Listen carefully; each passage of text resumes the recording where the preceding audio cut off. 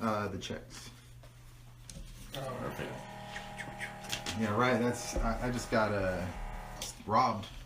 The what? My bank account. I just got robbed. Oh yeah. So I guess I shouldn't let people know my. Well, I mean, you didn't number. put your fucking account number on there anyway. All right, we're sending off the loan docs. Refinance time. Pull that money out. All right, here you go. So to your office, Just and give then them all the. Just go give them the. Kim to Wendy. Yep. And then bring What's up, them guys? back to Granny and Aaron. Right? Yeah, have her fill them out, a few amounts, Okay. and then give them back to you, and then you deliver them. All right. Later. All right, have a good one. See you later, man. All right, guys, just waiting here for CashFlow Kris to finish up his business. Did you get fucking temporary checks? Is that what that is? I did my account. So yesterday we were doing our monthly calculations, right? Uh-huh. You know, our monthly audit, and there's a payment to Capital One, and it was for like $200 or something. You know, whenever I do have a couple Capital Ones, but I make big payments. And then there was another one, and another one, and another one. I'm like, oh crap! So I had Paul pull it up, and 13 charges, $2,400. For what? It was, I guess, pulling out of my account and paying somebody else's credit card. So, so I got all the money back, but still, man, that's It's still a pain in the ass to have to go through that, and you have to change cards or whatever the hell you're gonna have. so it's our time, right? It is. So we are So who past we 12 got? o'clock. Who we I got? have no idea who we have Who's watching. there? We got one person. It's all good. They'll fill in as they always do, so I'm not even worried about that. Oh, we got our buddy John here from He's Canada. Consistent. Yes. Consistent, John. Our Canuck friend, John over there. Yeah, man, John is leave a voicemail.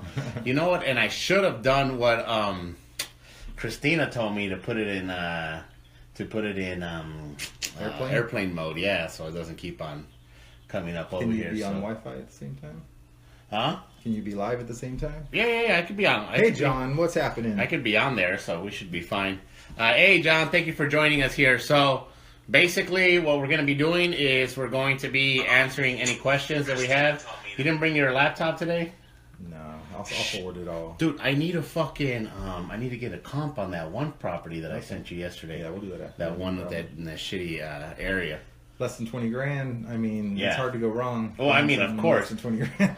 I mean, I could probably sell it right now, without looking at it for probably 40 or so. I mean, you know. Are you wanting to say right now what you got it for yet, or is that? Oh, no, I mean, it don't really even matter. We can talk about that a little bit later. Right. So anyway, what we'll do is while we're waiting for people to start coming in and people to start dropping questions. And by the way, John, if you have any questions, we're opening this up to questions regarding anything having to do with real estate investing. Hey, Jeff is in the house.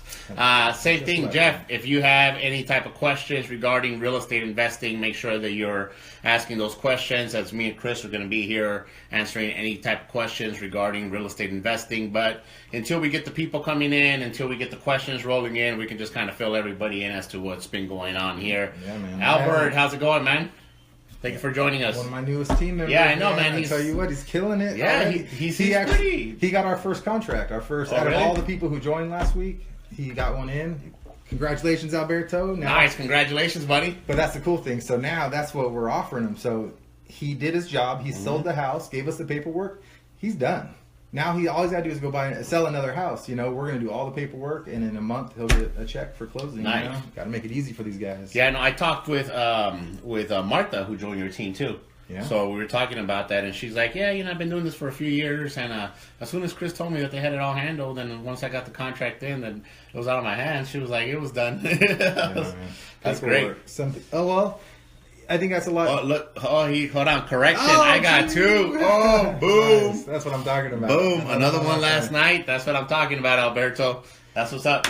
So, I mean, that's a lot with how you're talking about flippers. You know, like I'm very guilty of this. We handhold everything. We don't, you know, we do all the little things that aren't going to make us any more money. And so instead of going out and finding more deals, I'm babysitting, I'm driving around, checking them out. I mean, you know, you got to leverage it no matter what your business is. You got to leverage people's time and efforts. Yes, you do. And that's the thing, is that we're limited as to what we do. So I went on a hike this morning. I posted about it on Facebook.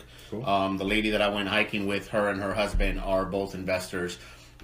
Super nice lady. We've met before, but never really got a chance to like hang out and talk, you know. Mm-hmm. So we were talking about it, and she was talking about how she was currently in that process of her business of actually like, you know, outsourcing more and removing herself from it.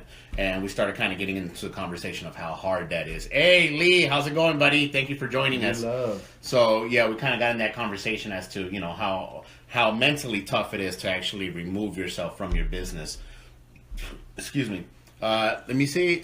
Say what? What's up, yeah, Lee Love? Same thing for you, Lee. We're opening this up to questions. So any questions that you have regarding real estate investing, anything that you want to know regarding the AZ Flip guys, how we do our deal, how we find our deals, where we're, you know, whatever it is that you guys want to know, right. Make sure that you ask questions on there. I got a voicemail. Well, they'll have to wait until I get done here. Okay, so John is asking here, how's the inventory looking? Are they still a lot of properties, or is inventory depleting? Hey, man. So, as resident realtor, I'll take that one. Yeah, and so we'll talk about the Phoenix market because that's where we're at. I can't talk about any other market but Phoenix. This is what I know. So Phoenix had the Phoenix MLS, the Arizona Regional MLS, is basically, you can list any property in Arizona, but generally it's going to be Maricopa County, Pinal County, so the central Arizona, right? A normal market, we have about 35 to 40,000 listings. Right now we have just over 19,000 active listings and a lot of pending. We have, nice. I think we have, if you don't count active with contingencies, which is a different type of pending, there's like 7,000 pendings. So 3 months supply, 4 months supply, it's absolutely a seller's market. Prices are going crazy. Mm-hmm. It's a lot like what we were seeing a couple years back. Definitely. Lee, when you come back, make sure that you ask us, because you just put gap with the question mark. So I'm assuming you're trying to refer to gap funding, but if you have any specific questions about it, then just put it on there and we'll answer whichever way we can. Gap funds, man. Yeah, that's what he's doing, right? I mean, everybody, like I said, people have their reasons to ask their questions, and everybody's got a question to ask. So whatever it is that you guys may be interested in. But anyway, John, that's where we're at. We're at a seller's market here in Phoenix, Arizona. We got about a 3 month supply, which is definitely a good thing here for us. You don't want to get to a 6 month supply plus. That means that you got a buyer's market now. Right. But at this particular point where we're at, we have a seller's market. Prices are rising little by little. Even though, I mean, I do see it's, you know, last year they were kind of steadily rising. Then they got to a plateau and they just kind of sat there for a little bit. And then now they're rising, but just kind of slower. You know, last year was just kind of a little steady. It wasn't a rocket shoot, but it was just a nice, slow, steady. Now it's just kind of, you know, take a little jump here and then, you know, kind of stay there and take a little jump here. Nothing too major, though. Yeah, they're estimating, you know, all the experts, whatever, they're estimating about 5 to 7% growth this year. So your average $200,000 house is going to go up to about 210, 212, something like that. Nice. Very nice. Nothing crazy. But the other thing is they're still affordable because we still have low interest rates. I think when they raise interest rates, that might have more impact than anything, just because they don't buy as much. You know, now with the new administration and stuff, I heard that they were talking about removing Dodd-Frank. And they were talking about implementing a lot of these the ninja loans, as they call them. No income, no job, which is crazy. But guys, and this is something that you have to learn if you want to be a real estate investor or an investor in general, is that history repeats itself. So my new mentor that I was talking to last time I heard him speak, he was talking about this whole concept of everything being a cycle, and it always just kind of circles back around. So anything that happens here will always come back around. I was watching, and I would suggest any of you guys to watch it too.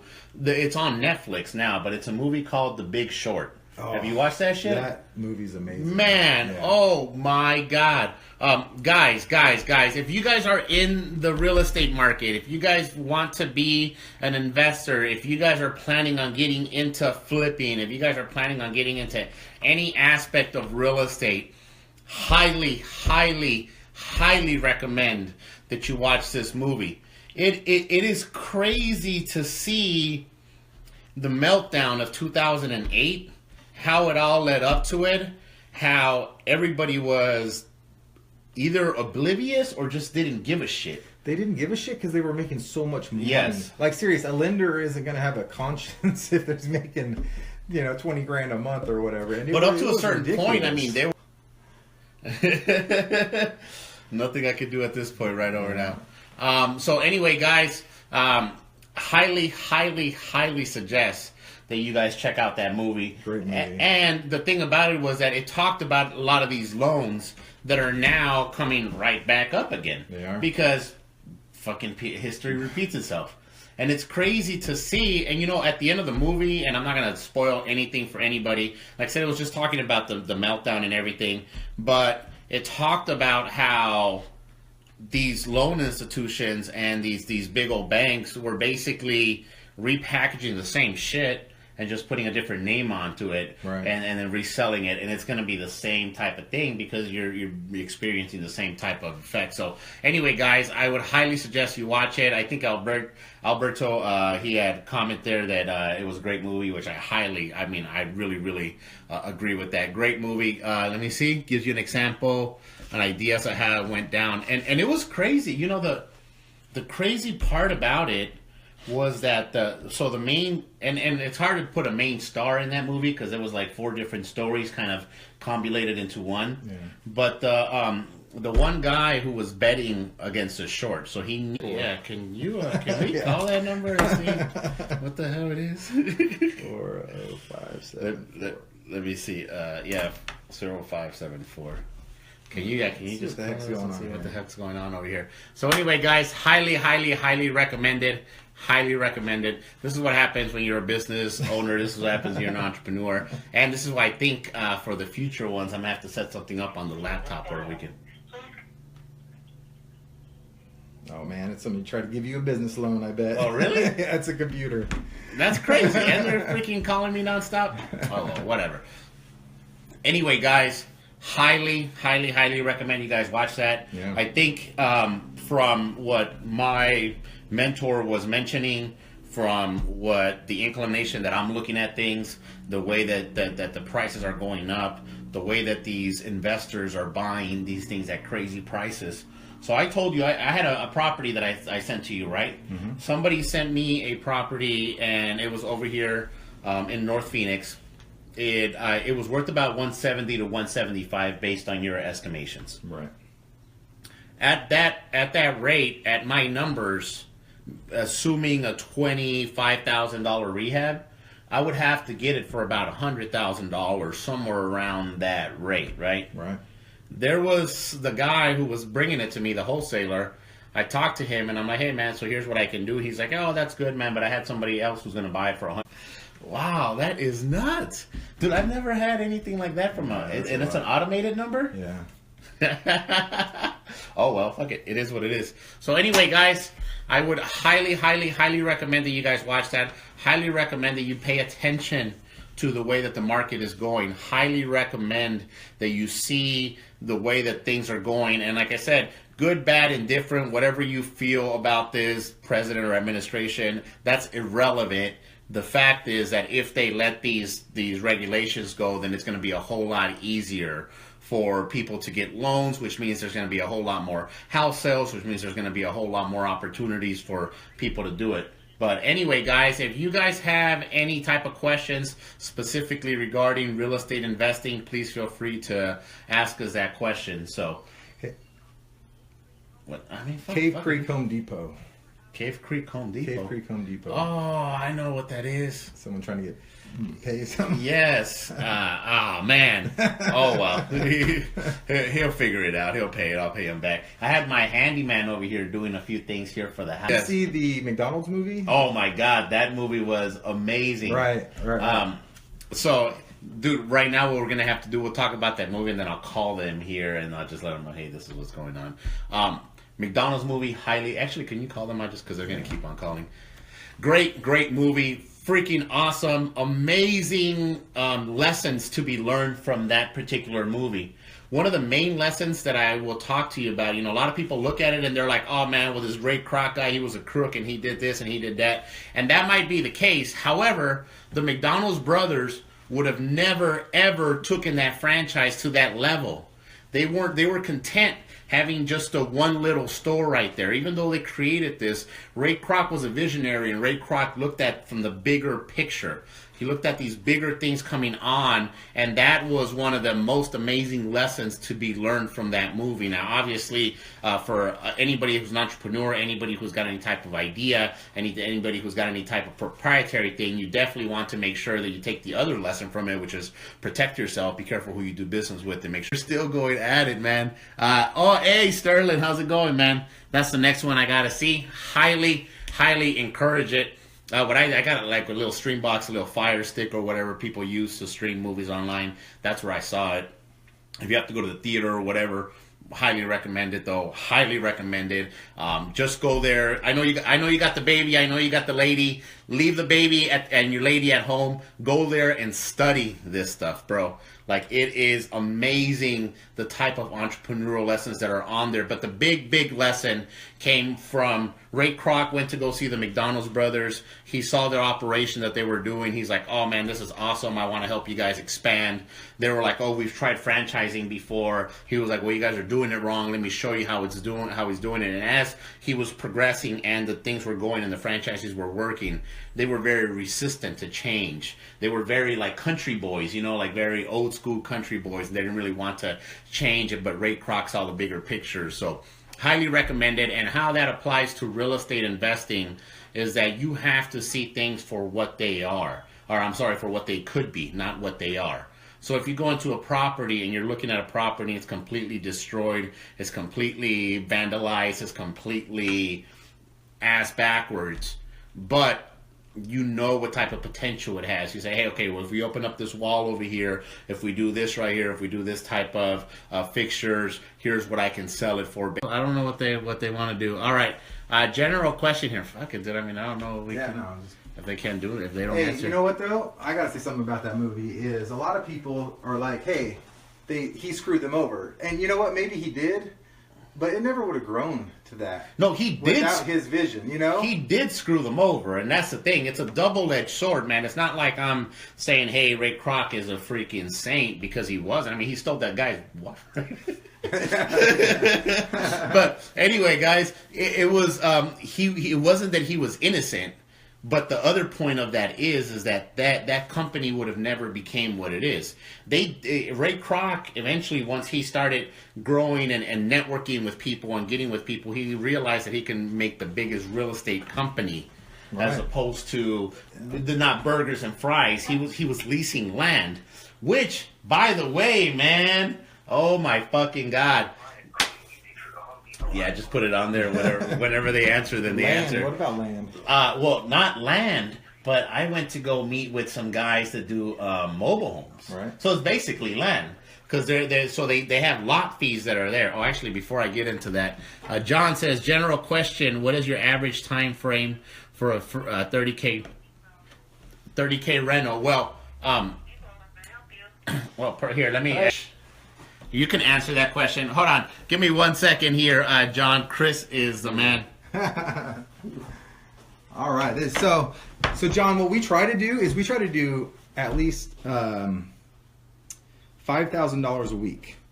We don't always hit those numbers for sure, but we try to do $5,000 a week. So a $30,000 reno should take about 6 weeks.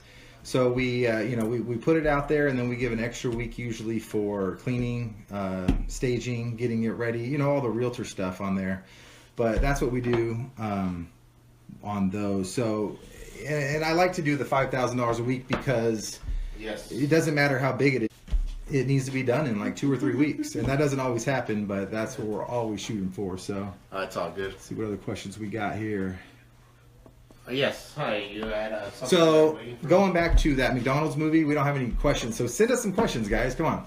So going back to the McDonald's movie, so my main takeaway was that they are a real estate company, and I think that's so important. I did a post a couple weeks ago about a restaurant that was by my house, and they put all this money into setting it up, It was a beautiful restaurant. They got all the, all the cookware, all the stainless steel, the lights, everything. And they went good for two months or 2 years, and then they shut down. So when you have a restaurant, you don't have any tangible assets. So that's why you want to own the real estate, just like McDonald's did. The real estate is more important than anything. In 5 years, no matter who is in that is renting that space, that landlord is still going to have renters. Right next door to it, they have Dunkin' Donuts and a couple other places, so they're always going to have that income coming in. So asset based is the key to it. So whether it's a fast food joint or whether it's a higher end, it's all about owning that real estate. So here we go. What are some questions? All right, so I got a question for you guys. What would you take off for a house that was on a major road? I got a lead from Facebook last night, and I checked it out. And I went by there today, actually, and the property is right on 35th Avenue. For those of you that don't know Phoenix, 35th Avenue is a major road. Every mile we have a major road.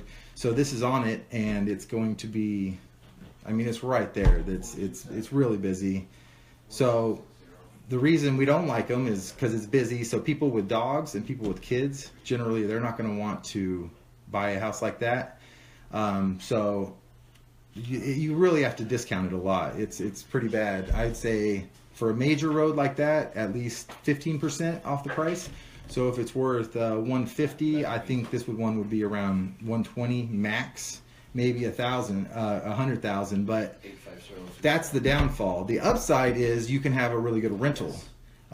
Busy streets, there's a lot more people that rent than buy, and so when you're on a highly busy road for rent, you're going to have tons of people coming by, and you're going to get a lot of activity. So, all right, got that all handled. I was talking about the major road there. Houses on a major road. Generally, I won't do it. Yeah. No. But this one, I think I might be able to do a. If you get it cheap enough, then it may be worth it. However, on a major road like that, I normally take out right about 10%. Well, actually, let me rephrase that here. On a busy road, I'm gonna take away 10%. Yeah, like a semi, like the Missouri, exactly. Right? A half mile. Yes, on a main road, main road, you have to take about 20% from them because it does. It really. I bought one here It was right on Cactus. And I was like, oh, well, they got that little divider here, so it's not like really on Cactus. Wait, recently? No, this was a few years ago. 29th and Cactus. Yeah, no, not that one. No, not that one. No, that wasn't a deal, man. Hey, Veronica, nice for you to join us here. So yeah, basically, I went to go look at it. I bought it. I was like, yeah, man, put it in the contract. The guy bringing it to me, he was a wholesaler. So I'm like, yeah, dude, I'll buy it. I ended up just wholesaling it to somebody else. Nice. That's the way to do it. and it was a realtor that brought an end buyer, like a cash buyer, and then she made like $5,000 on it. I think I made $5,000 on it, and nice. We moved on. But I couldn't sell that shit. Like, had it not been for that realtor connection, I would have got stuck with that, and I would have lost my earnest. So I'm very, very, very cautious with that, and that's one of the reasons why I tell every single one of you guys out there that is looking to start in real estate investing to, if you have money, even if you have resources or connections, yes, you can start by just flipping, but I suggest that you start by wholesaling or by working as a realtor. Because you get to understand values, you get to understand what real investors look at. That's what it's all about. You have to know value, and you got to know it quickly. Mm-hmm. If you know it's in this part of town, whether it's a deal. Yeah, somebody sent me a deal yesterday over in the West Valley. 129.9 was what they were asking for. Said it needed a rehab. I was like, dude, you're fucking crazy. I didn't even need to look at it because I know that the properties are going to sell for It was on 71st, by the way. So I knew for a fact that it was going to sell for like 140 or something. Like a semi-busy road. Yeah. And you know what? Knowing the valley, knowing that, hey, that's on a semi-busy road. Exactly. You don't even have to look somebody else would have been like, hey, look, our mentor Jeff Fagan has joined us. Oh, Jeff's in the house. With his presence. What's up, Jeff? Yes, blessing us with his presence. So with that being said, you have to know your area. You have to know where you're at. That allows you to give. What's crazy is that the guy who brought me the deal, the one that I said somebody else bought for $25,000 more than I would pay. Yeah. he brought me the deal, and I'm like, you know what? Just based on my area, based on my knowledge of the area, that spot is real freaking ghetto. That's where I close. You know, I think that it's going to be worth about 170-ish. That's what I was like, dude, max is going to be right about 170. He said, no, it's 185 for sure, man, for sure. When we looked at the comps, it was closer to 170, right? Right. That's just because I know my area, and I know my areas where we buy. So that allows us to do that. So anyway, that's a great tip for you guys out there who are looking to get into actual flipping yourself. You want to get to know the areas, or you want to be connected with somebody who knows the areas. And that's where we come in. You know, that's where we talk about partnering up with the pros. Right. So if you're one of these people that has money, but instead of jumping in yourself and just losing money, which tends to happen more often than not. Serious. That guy who just paid $25,000 more than you, he has to do everything perfect to make like 10 grand. It's crazy. You and know? now I know who bought it, and I know why he was doing it, because he works on volume. He does a lot of freaking deals. So whatever it is, he's got the same guys in the same neighborhood, yeah, it's a different story. It's a different story, but nonetheless, it was just like, dude, there's no way that I could pay that much, because it's going to be sold for this. So, hey, thank you, Jeff. He said, love you guys. Keep up your awesome effort. So, another thing now that we talked about Jeff is highly encourage you guys with personal development. Oh, man. You know, you hear me drop some stuff here and there every once in a while. If you guys are connected with me on my personal stuff on the Brian Ponciano, you'll see my BP the Mentor page where I specifically talk about personal development. A lot of times when we get people coming up to us and they're like, hey, man, you know, what does it take to be an investor or whatever, I stop talking about houses. Because regardless of what information I give them about wholesaling, about leveraging, about gap funding, about whatever other type of stuff, if they don't have the right mindset, it's not going to matter, right? Right. So it becomes one of these things that we're highly passionate about here, and that's one thing that I do want to thank my mentor Jeff Fagan for. Talking about mindset, I can talk to you while we wait on another question to come in. I can talk to you about this scenario. So one of the things with real estate investing is that people only seem to focus on the good from an outside looking in. So you're working as a realtor, you're working in a regular job, you have a little bit of money sitting there from retirement. You see this, you see somebody talk about a check. You see one of these shows on television and they're like, these people profited 40 grand. You see some checks on Facebook and you're like, oh man, look at these $50,000, $70,000 checks, $100,000 checks. Right. We kind of get blinded by that, right? And a lot of times people only see that. So when they're looking at that, it's like if you see a super hot girl sitting across from there and you're just like lusting after her, like, damn, look at that body, that looks really good. You're only focusing on the one part of it. She could be a complete annoying dumbass that's just gonna drive you crazy, that is just gonna not be what you want, right? But you're not looking at that, you're just looking at the good. So people tend to do that with real estate, and what we have over here is it's not all roses for real estate. It's all not rainbows and roses. It's not all good all the time. It's not anything that is. It's a emotional roller coaster at times if you do not know how to control your mind. Right. So the reason why I say that is I have a property that I've bought, and we've talked about this before. One of the properties that I bought over here in the Sunny Slope area that was really dirty, had a lot of shit in the back. So basically, my intention was to buy this property. Yeah. That was my intention when I locked it up. I ended up running out of private money, and then they said they needed to close sooner than what I was going to sell my other properties that kept on getting delayed. So I was like, man, fuck it. I already promised a wholesaler that I was going to buy. He was looking to make a nice chunk of change from it. So I found somebody that I knew here locally that was going to buy this property. I called them up, said, hey, man, here's what we can do now. In there was some type of miscommunication. Somehow my assistant didn't send him the pictures in time, and he was like, hey man, I didn't agree to this. I didn't know that the property had this much junk in it. Yeah. So I was like, in order to save the deal, I was like, hey man, I'm willing to help you remove this shit. So I did. I spent close to $2,000 removing stuff and paying for people dumpster fees and everything else. Well, he goes back to the property. His partner goes back to the property this week, and then all of a sudden they have an issue with it. You know, there's still some stuff there. They had a few things that they wanted to address, and I was like, that's fine, man. That's cool. So he reached out to me. He sent me an email. He sent me a few pictures. He's like, this is not acceptable. I said, hey, man, you know, I don't really understand the problem, because I said that I was going to clean up most of it, not all of it. I'm not sure what's going on. And he just responded basically, hey, well, we got a contract, and, you know, if you don't want me to take legal action, then you're going to have to do that now.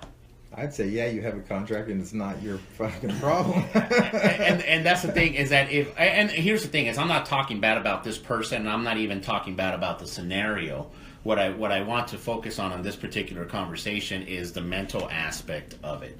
You know, how easy it could have been for me to be like, oh my God, this guy's talking about, blah, blah, blah, blah. Now, knowing that it would have cost him more to fucking take me to court than to fix this problem himself, I know the probability of that happening is slim to none. Yeah. However, my mind and our mind in general automatically wants to take us to that point, you know, to like, oh, what's going to happen?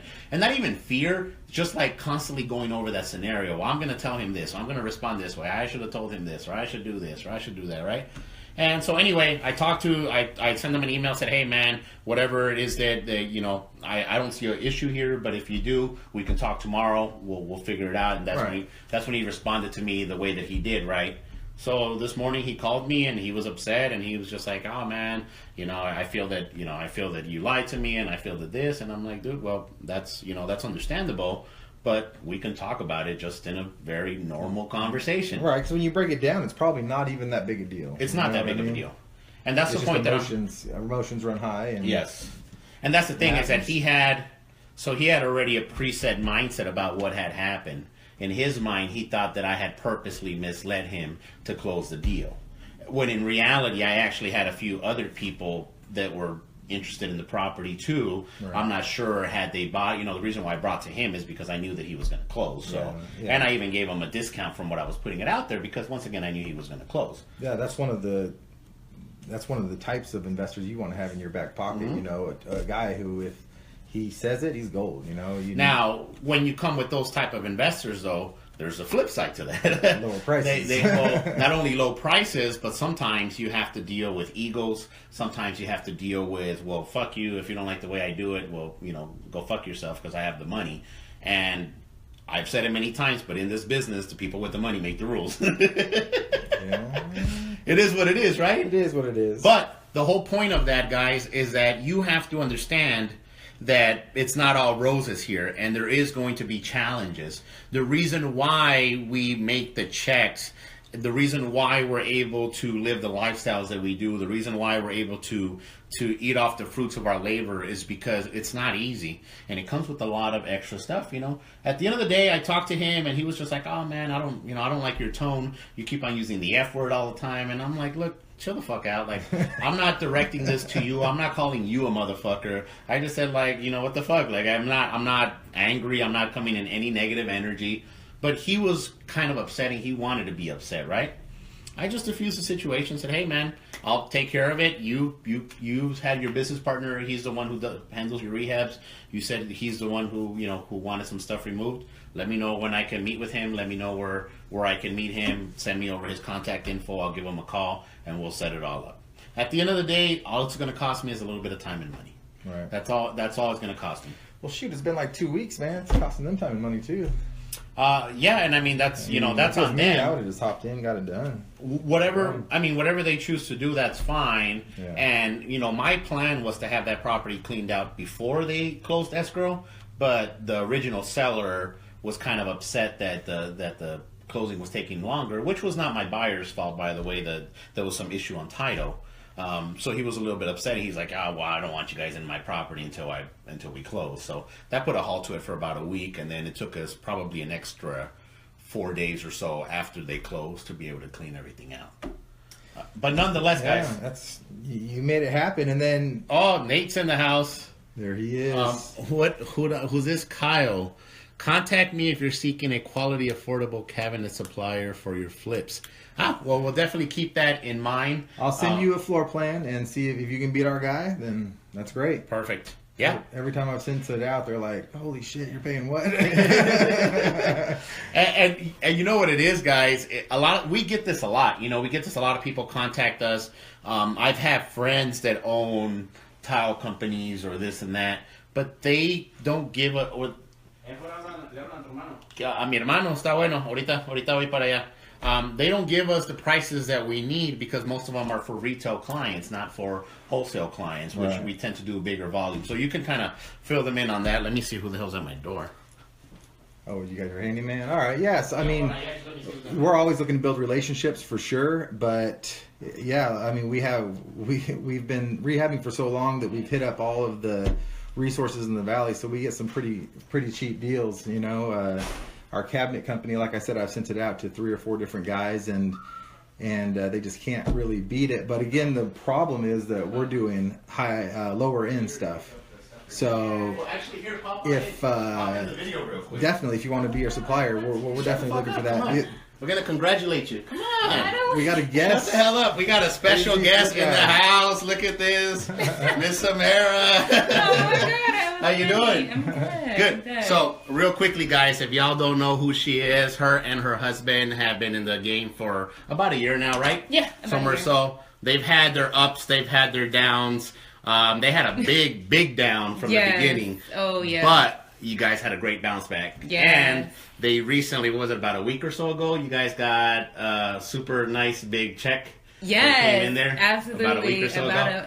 Well, it was a couple weeks ago. Nice. Last month. Nice. Yeah. So, anyway, man, just wanted to give her a big shout out. She's here to pick something up, so. So definitely. Oh, Karen, here we go. Good to see you. Next time you have something, send them to me. Karen, you're looking for properties then? Karen, you do a lot of Scottsdale, right? I believe. How many years have y'all been in the business? I'm new, like fresh out of the womb new. What, if any, books or videos you recommend? All right, this is a good question. So is this is the last question that Roy we got, Lopez. right? Okay, cool. Hey, Roy. So.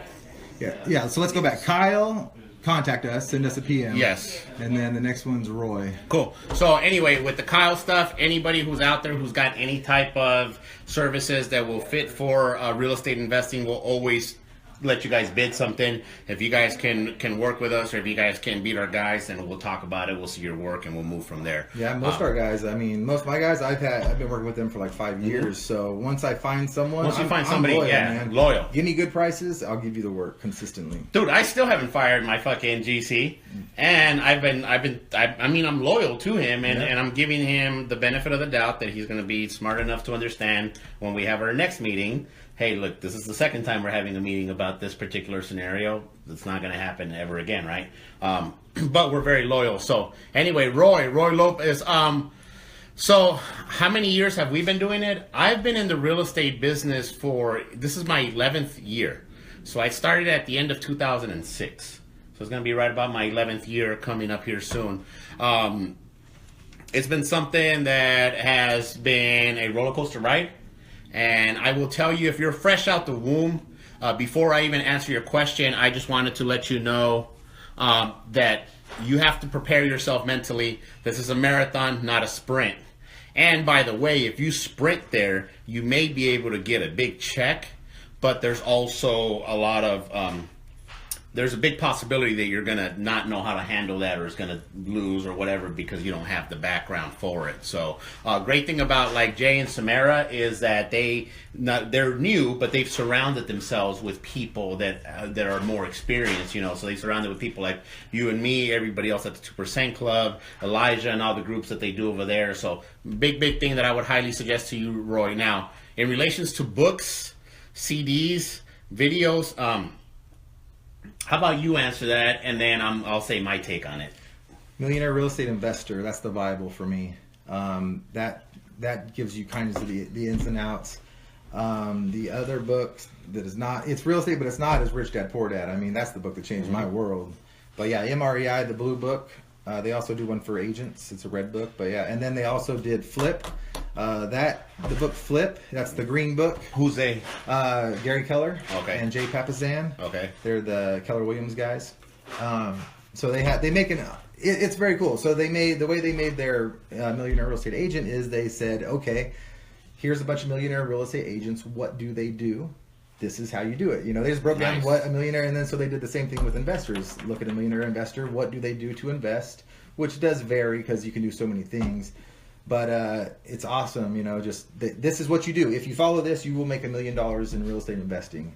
But the blue book, guys, one of the things is get it, first of all, but read the back. The back is testimonials from all the people that they interviewed.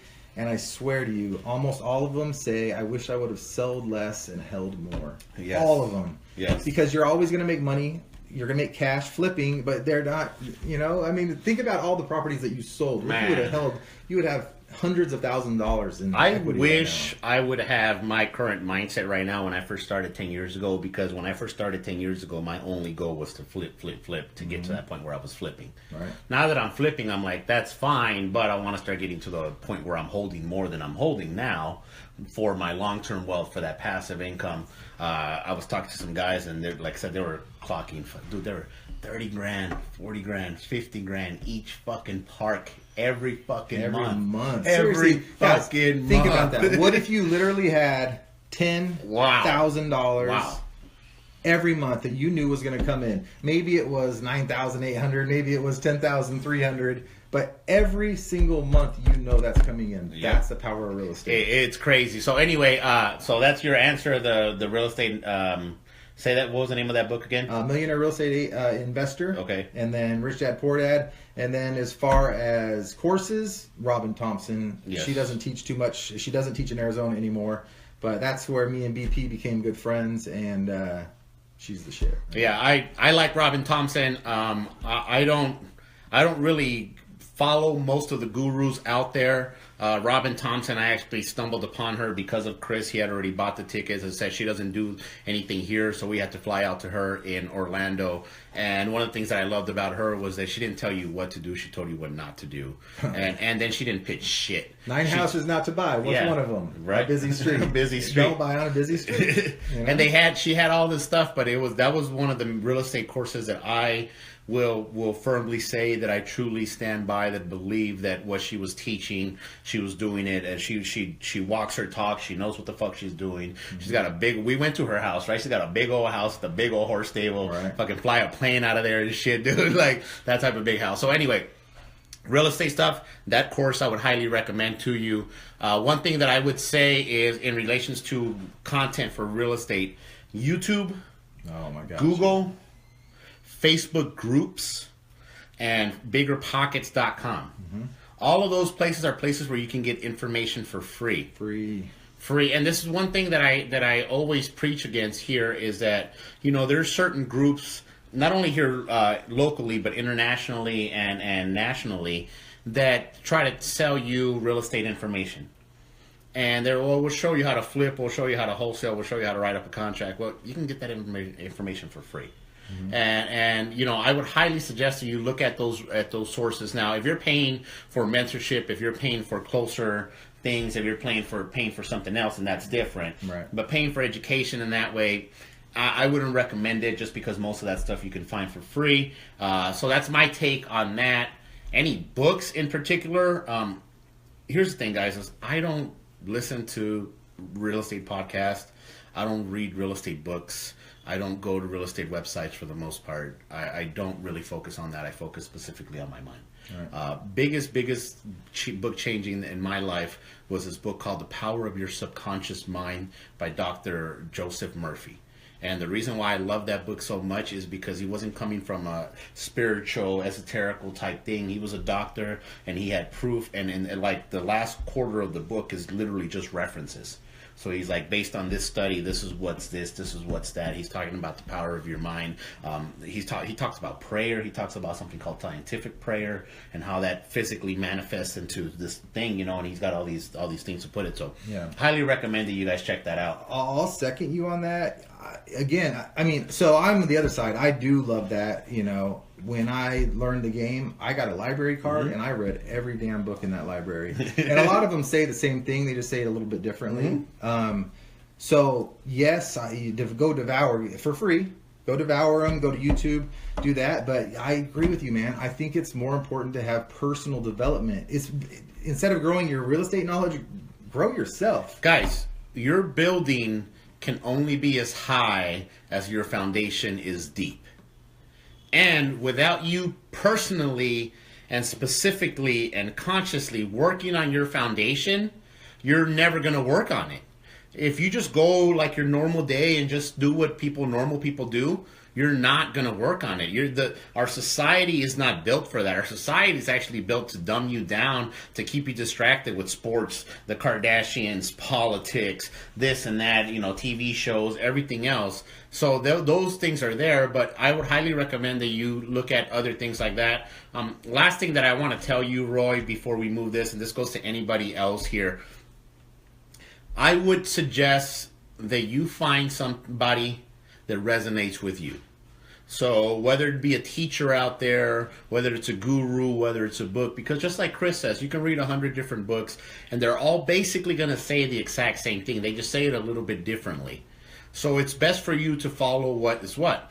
There is somebody here that I know personally who is a fucking work machine. I mean, this motherfucker actually enjoys working 100 hours a week, and he's successful. And I do not enjoy working 100 hours a week. And I'm successful. We're both right. Nobody's wrong. Nobody's right. It's all how you choose to do it.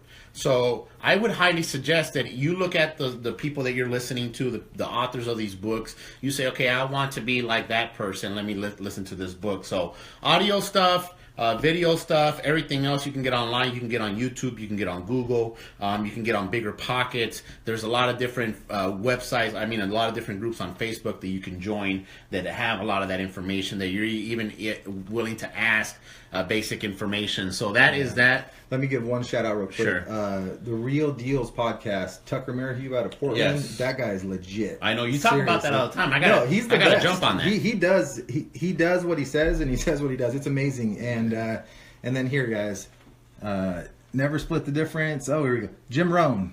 If you want to have some life changing stuff, Jim Rohn. That guy. Anytime I'm down, anytime I have self doubt, that's what I listen to. Hey, you know what? I've never listened to Jim Rohn, even though I know a lot of people say, and somebody's like, dude, you really need to listen to this one. This one resonates a lot with who you are. Mm-hmm. And I'll get to it eventually. But the whole point that I'm trying to make is that I listen to the people that resonate with me. Right. And from there, then I know for a fact that, hey, if this person never resonates... So I mentioned this last week, but I just found and talked to my new mentor. Right? The reason why I chose him to be the person that I wish to, and it wasn't easy. It wasn't easy getting a hold of him. It wasn't easy for him to call me back or even give me fucking It's not about attention. Money. It's not about money. When you're at his level, it's am I willing to give my time to somebody like you? Because it wasn't about the money. But I was very persistent about it because I knew that I wanted to be like him. I knew when I saw him and his lifestyle, how he is, what he was doing, the good, how everything is, I was like, that's the person that I want to be like. So when he says, hey, check this book out, I'm going to fucking check it out. Right. When he says, watch this video, I'm going to watch it. When he says, do this, do that, because I would do this or I would do that, I'm more likely to listen to him. So let me see. We have Karen. She's looking for deals. Oh, deals. Everything but the South Side. Come on, we love the South Side, Karen. Well, if you get something in the South Side that you don't want, Karen, send it over to us because we'll definitely take a look at that. Karen, you just like everybody else is looking for deals. We have here right in the Phoenix market. We have a. Oh, thank you, Karen. I appreciate you sending us a good one. Yes, from he's over in LA. Wendy is in the house. Andy, thank you for joining us. Basically with this here, Karen, there's a lot of people out there looking for deals. There's a lot of competition out there. As we're saying, there's a lot of people overpaying for stuff out there. There's even seasoned investors that are willing to take less and do more because of the type of market that we currently have and here. I don't like it because you're looking at one of those guys, man. I'm like, all right, minus 30. How about minus 29? How about minus 27? Yeah, just to get the deal. Just to get the deal. But you don't want to go too far. You have to be careful with that. And that's one thing here, guys, is I would highly suggest that you are very careful with where you're buying your properties. You've said it, I've said it, but the money's made when you buy. Yeah. That's fucking basic investing. You make the money when you buy. You don't get it back till the end plus whatever profit, but you really make your money when you buy these properties. So at this particular point, the guy brought me the deal, $100,000, or I would have bought it for $100,000. He said somebody else is going to buy it for $125,000. Great. I'm not even going to try. Actually, I not only did I not say that, I said, dude, you know what? By all means, take that offer. Please do. Yeah, take it and run. Take it and run, man. Get the hell out of there. Irony, the person buying it is the same person that I'm dealing with on the other side of things. Whatever. It's right? the greatest fool theory kind of right now. You know, who's going to pay more? I mean, people say yes because a lot of these guys, when they're locking them up, at properties at prices that they shouldn't be. Yeah. But that's because they know all these people are overpaying. Because they know all these people are overpaying. And, I have a lot of people that we deal with. And, if you guys are local wholesalers here, like I said, we would love to see your deals. We would love to see your deals first. And we understand that we're not going to be paying as high as somebody else. But what will happen is that you're going to get a quick answer. You're going to get a very easy process. If we say yes, we're going to close, we're going to close. And that's just what's going to be. Regardless of what's happening right now between me and the guy that I'm dealing with, like I said, no bad blood, no bad feelings on my end. I was just like, dude, just talk to me as an adult and we'll handle it as an adult. No big deal, regardless of that, regardless of my thing with him, he's still a person that I knew he wasn't going to back out because he said he was going to buy. And he has that type of reputation, and so do I, and so do you.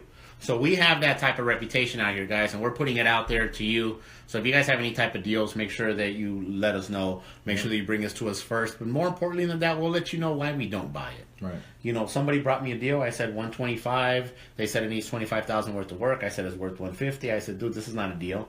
Oh, well, why? What number works for you? Well, here's the number that works for me, and here's why. Cool, perfect. I'll let you know if I get something that fits that criteria. Mm-hmm. Somebody else brought me a different deal. Said, "Hey, man, I know you buy in Sunny Slope. I got a piece of land over in Sunny Slope. Our contractor says that he can build for this, and that." I'm like, "Yeah, well, even if it sells for the ARV that you say, it just doesn't make any sense. There's not a big enough spread in there for me to take out permits, all that extra holding costs, all the hoops that you have to jump through when it comes to new builds and everything else. Right. Just not worth it." However, I told them. I didn't just say, "Oh man, go fuck yourself." I told them this is why we're not buying it. So for any of you guys out there wholesaling, especially for you guys that are just getting started, keep that in mind. Not only will you be able to make money with us, because I don't care. At the end of the day, if the numbers are good to us, we don't care how much you make. Mm-hmm. Exactly. I don't care. But you know what? 34 didn't work. I saw it out there for 40. Same property. Greater fool, man. Hey, if someone's willing to go pay $40,000 for a piece of Sunny Slope land, yeah, by all means, take the money. So what's funny is that somebody had sent it to me at 34, and then somebody brought it to me at 40. Yeah. Now, and here's where relationships come into play, right? The person who sent it to me to 34. I don't really talk to that person, like not that much. Yeah. So I was like, I'm not even gonna fucking pay attention to that. The person that brought it to me at 40, I talked to them. So I'm like, okay, let me take a look to see what it is. After the fact, I realized that it was the same property, but nonetheless, though, I still took the time to look at it, and that's when you build the relationships from it. So let me see where we at. And that guy now, he's in the database. So I'm like, I'm not gonna do this one, but please bring me your next one. Because. Tell them yes or no, and if we say it's a yes, it's a yes. So that's one thing that we want to close out with here for all you guys. So first of all, thank you for every single one of you guys that ask questions. For any one of you that watches it after the recording is done, after the live session, make sure that you ask a question there, and we'll either answer it via private message or we'll answer it right on the thread, right. whichever one we can, depending on the type of question that it is. But the last thing that I wanted to mention, from everything that we talked about, from my scenario that I pointed out, and everything else here, is that your reputation in this business is everything. That's it. That's bottom line. It is what it is. That's why, it had this guy, or when this guy said, "Hey man, I'm not satisfied with it," I'm like, cool, fuck it, I'll fix it. And I'm not even worried about him bad talking me, but I'm not even going to let any opening happen. And we did the same with the 71st and 53rd. I mean, stuff didn't go right. We made it right. Yeah, we made it right, and you know, even if it didn't go right from the beginning, from the first try, we made it right from there on, and that's one thing that you want to do, because your word is your bond in this business. Obviously, we secure everything with contracts, but if you're changing your shit, if you're whining like a little girl, if you're throwing a temper tantrum, if you're constantly saying, well, yeah, I know that my contract says 5,000 earnest, but, you know, I really meant to say 3,000 earnest, or well, you know, and I've had that happen. Jones, that property keeps popping up. That property does keep on propping up, man. Somebody just brought it to me here, and I'm like, dude, you're gonna have to give me that property I know, right? for us to fucking get it. Like, that's not gonna do. That property's so jacked up. 10 ways from Sunday, man. But guys, that's the show for today. Yeah. We want to put it out there. Thank you guys for every single one of you guys that tuned in. Thank you for anybody who shared our video. If you guys find this information useful, make sure that you share it on your page. Make sure that you comment on the comment thread with your friends you think might be interested in this information. As you guys see, we're not pitching anything, we're not selling anything, we're just putting it out there.